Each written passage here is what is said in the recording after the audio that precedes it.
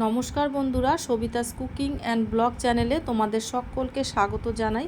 আর একটি মিষ্টির রেসিপি নিয়ে চলে এসেছি, যেটা ঘরে থাকা উপকরণ দিয়েই তৈরি করা যায় আর খেতে অসাধারণ টেস্টফুল, মজাদার, মুখে দেওয়ার সাথে সাথেই মিলিয়ে যাবে, এতটাই সুন্দর আর লোভনীয়।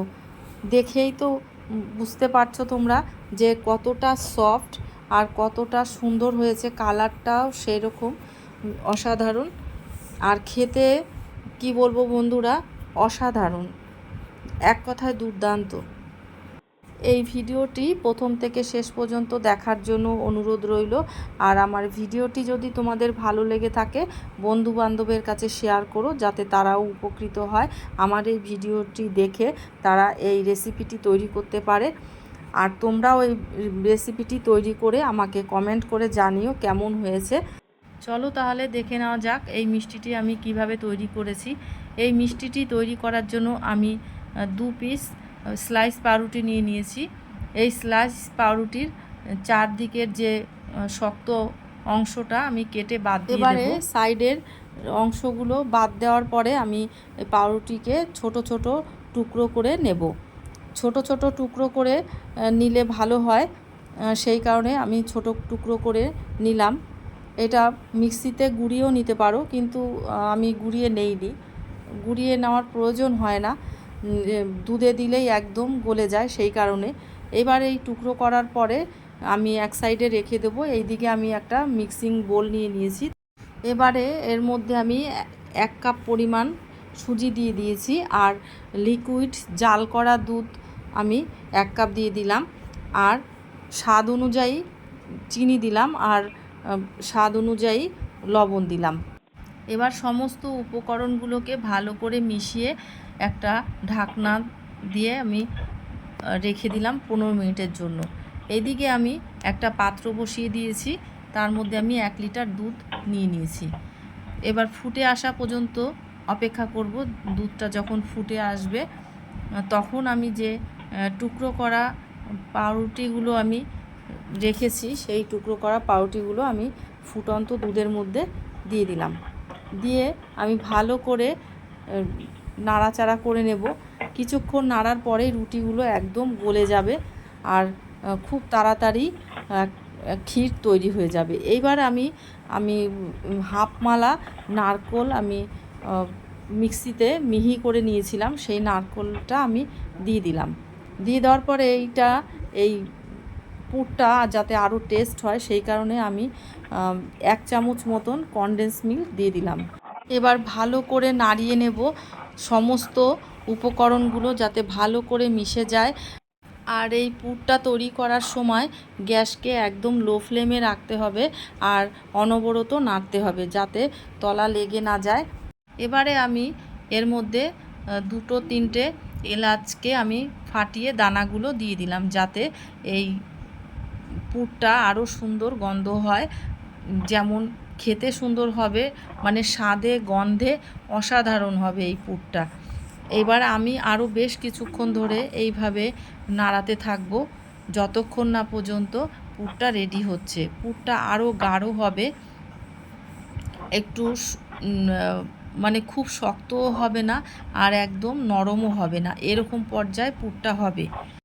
পুরটা অনবরত নাড়তে হবে, যাতে তলা লেগে না যায়। আর এইভাবে নাড়তে নাড়তে দেখো এরকম পর্যায়ে এসছে, না শক্ত না নরম, এরকম হলে পরে পুরটা রেডি হয়ে গেছে আমার সম্পূর্ণ। এবার একটা পাত্রে আমি নামিয়ে নিয়েছি। এইদিকে আমি একটা চিনির শিরা রেডি করে নেব।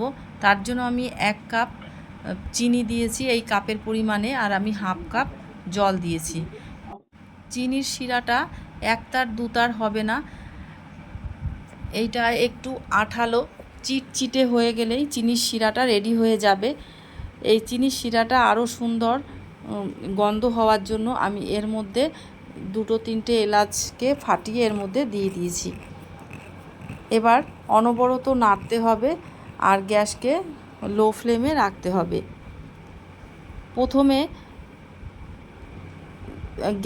প্রথম পর্যায়ে শিরাটা রেডি করার সময় মিডিয়াম ফ্লেমে রাখতে হবে। তারপরে শিরাটা যখন ফুটে আসবে তখন গ্যাসকে লো ফ্লেমে রাখতে হবে। আর এবারে দেখো শিরাটা চিটচিটে হয়ে গেছে, একতার দুতার হয়নি, আমার চিনির শিরাটা রেডি হয়ে গেছে। এবার আমি গ্যাসকে অফ করে একটা ঢাকনা দিয়ে ঢেকে রাখবো। এইদিকে যে আমি ব্যাটারটা রেডি করেছিলাম ওই ব্যাটারের মধ্যে এই যে চামচ দেখছো, এই চামচের পরিমাণে বা চা চামচের 1/4 ভাগ আমি বেকিং সোডা দিয়ে ব্যাটারের সঙ্গে ভালো করে মিশিয়ে নেব। মিশিয়ে নেওয়ার পরে একটা মিক্সিং জারের মধ্যে আমি সমস্ত ব্যাটারটা ঢেলে নিলাম। ঢেলে নেওয়ার পরে একটু ঘুরিয়ে নেব। ঘুরিয়ে নেওয়ার পরে দেখো ব্যাটারটা এরকম পর্যায়ে এসছে। খুব বেশি গাঢ়ও না, খুব বেশি পাতলাও না। দেখো চামচ দিয়ে তোমাদের দেখানোর চেষ্টা করছি ব্যাটারটার ঘনত্ব। এইবারে এইদিকে আমি একটা ননস্টিকের চাটু বসিয়ে দিয়েছি, দিয়ে একটু ঘি দিয়ে একটু ব্রাশ করে নিয়েছি। নেওয়ার পরে যে ব্যাটারটা আমি রেডি করেছি, এই যে চামচ, এই চামচের 1 চামচ করে আমি ব্যাটারটা দিয়ে দেব, গোল শেপ করে দেব। গোল শেপ করে আমি দিয়ে দিলাম। দিয়ে দেওয়ার পরে আমি এটা ঢাকবো না, না ঢেকেও তোমাদেরকে দেখাবো যে কীরকম হয়েছে, আর ঢাকার পরেও সেটাও কেমন হয় সেটাও তোমাদেরকে দেখাবো। দেখো ব্যাটারটা দেওয়ার পরে চারদিক দিয়ে কীরকম ছিদ্র তৈরি হয়েছে। আর যে আমি রুটি মতন এইভাবে তৈরি করতে হবে, আর এরকম ছিদ্রযুক্ত হবে, আর এরকম এই মাপে একই শেপে করলে দেখতেও ভালো লাগে। এই দেখো আমার রেডি হয়ে গেছে এই রুটিটা। এবার আমি তুলে দেব, তুলে আমি তোমাদেরকে দেখাচ্ছি কীরকম হয়েছে। দেখো কত সুন্দর হয়েছে, একদম ছিদ্রযুক্ত, পেছনের কালারটাও খুব সুন্দর এসছে। এবার আমি আরেকটু ঘি দিয়ে একটু ছড়িয়ে দিলাম চাটুতে খুন্তির সাহায্যে। এবার আবার সেই একই পরিমাণে একটা গোল শেপ করে নিলাম। নেওয়ার পরে আমি ঢাকনা দিয়ে তোমাদেরকে দেখাবো। এইটা এরকম সমানভাবে রুটিটা হবে, অথচ ছিদ্রযুক্ত হবে প্রচুর, কিন্তু বেশি ফোলানো যাবে না, তাহলে পুরটা দিলে অসুবিধা হবে, সেই কারণে। আর এইভাবেই আমি সমস্ত রুটিগুলো রেডি করে নেব। দেখো আর একটা ভালো করে তোমাদেরকে দেখাচ্ছি কত সুন্দর হয়েছে। আর এইভাবে একই রকম গোল শেপ হলে দেখতেও ভালো লাগে। দেখো পেছনের কালারটা কত সুন্দর হয়েছে আর কত ছিদ্রযুক্ত হয়েছে। আমার সমস্ত রুটিগুলো ভাজা হয়ে গেছে, আর এইদিকে পুরটাও ঠান্ডা হয়ে গেছে। এইবার দেখো আমি কিভাবে এর মধ্যে পুরটা দিয়ে মিষ্টিটা রেডি করি। এবারে পুরটা অল্প পরিমাণে নিতে হবে, নিয়ে রুটির মাঝখান থেকে একদম সম্পূর্ণ রুটিটাতে মাখানো যাবে না, সাইডগুলো একটু ফাঁকা রাখতে হবে। সেই সাইড যে ফাঁকা অংশটুকুন চেপে চেপে মুখটা পুরো বন্ধ করে দিতে হবে। উষ্ণ গরম অবস্থাতেই এইটা কাজটা করতে হবে, তাহলে সম্পূর্ণ মুখটা ভালোভাবে আটকে যাবে। আর যদি ঠান্ডা হয়ে যায় তাহলে মুখটা ভালোভাবে আটকাতে চাইবে না। যখন দেখবে আটকাতে চাইবে না, তখন এই সাইডের অংশগুলো যেখানে পুর লাগানো হয়নি সেই সাইডের অংশগুলো একটু জল দিয়ে এইভাবে মাখিয়ে নেবে। মাখিয়ে নিলে সাইডগুলো অনায়াসেই আটকে যাবে আর সহজে খুলবে না। দেখো আমি এইভাবে চেপে চেপে সাইডগুলো আটকে দিলাম। একটু ভালো করে চেপে নিতে হবে।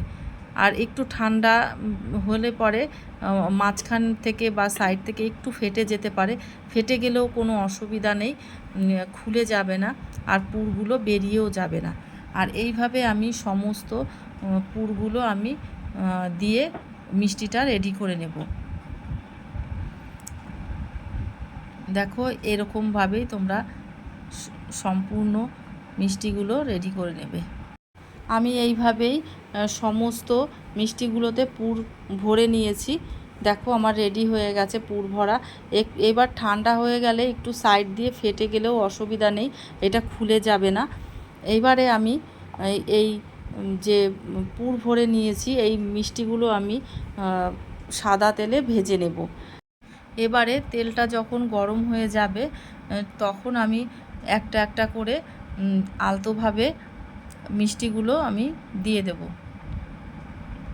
দিয়ে দেওয়ার পরে একটু যখন নিচের পিঠটা ভালো করে ভাজা হয়ে যাবে তখনই উল্টে দিতে হবে, তাহলে মিষ্টিগুলো ভেঙে যাবে না। আর ব্রাউন কালার করে ভেজে নিতে হবে, যাতে এমনি দেখতেও ভালো লাগবে আর মিষ্টিগুলো খুব সুন্দর রেডি হবে আর একটুও ভাঙবে না আর পুরগুলোও বেরিয়ে আসবে না।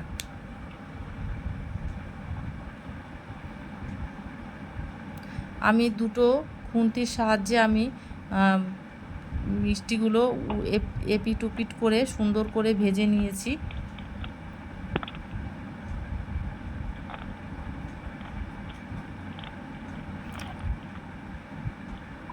আর বন্ধুরা, আমার এই ভিডিওটি যদি তোমাদের ভালো লেগে থাকে, আমার চ্যানেলটিকে সাবস্ক্রাইব করার জন্য তোমাদের কাছে আমার অনুরোধ রইল।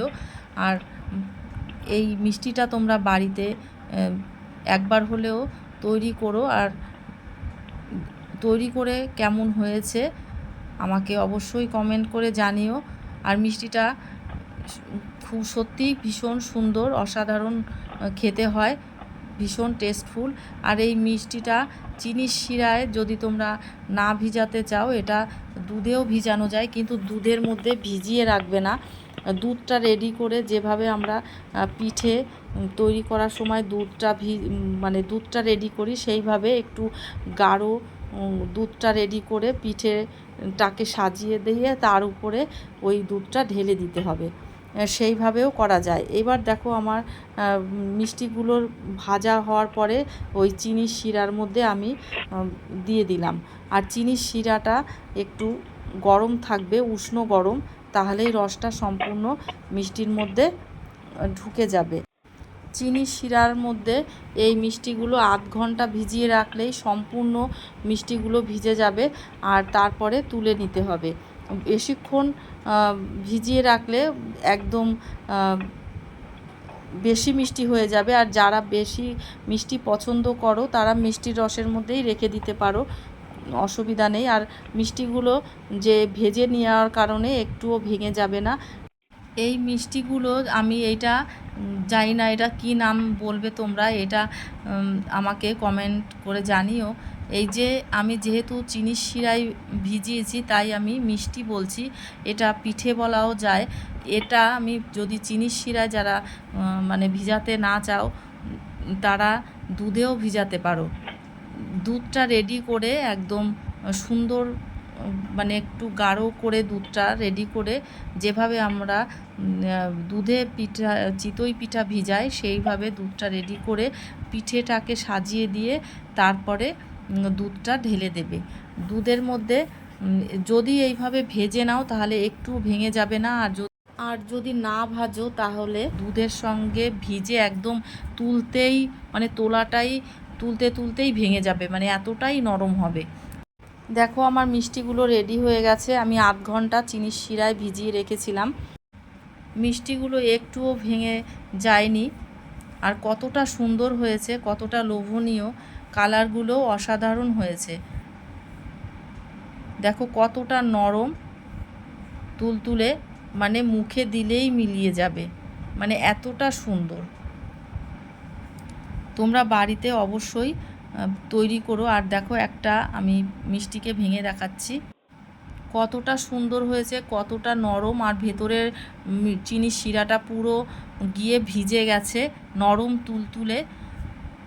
বন্ধুরা, তাহলে এ পর্যন্তই। নেক্সট ভিডিওতে আবার দেখা হবে। তোমরা খুব ভালো থেকো।